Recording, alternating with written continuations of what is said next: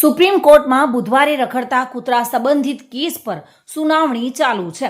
દલીલમાં કૂતરાના મૂળ, કૂતરાઓનું counselling, community dogs વગેરે જેવા શબ્દો વાપરવામાં આવ્યા હતા. જસ્ટિસ વિક્રમ નાથે કહ્યું હતું કે વાત ફક્ત કરડવાની નથી, કૂતરાઓથી ખતરો પણ હોય છે.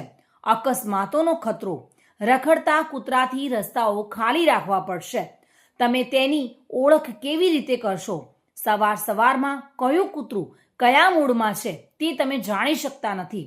જ્યારે દલીલમાં રખડતા કૂતરાની તરફેણમાં દલીલ કરી રહેલા કપિલ સિબ્બલે કહ્યું હતું કે જ્યારે પણ હું મંદિરે ગયો છું ત્યારે મને નથી કરડ્યું.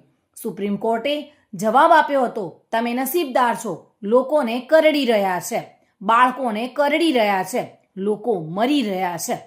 કપિલ સિબ્બલે પણ ખાસ કહ્યું હતું કે કૂતરું કોઈને કરડ્યું હોય તો તમે એક સેન્ટરને ફોન કરો અને તેને લઈ જવામાં આવશે, તેની નસબંધી કરવામાં આવશે અને તેને પાછા એ જ વિસ્તારમાં છોડી દેવામાં આવશે.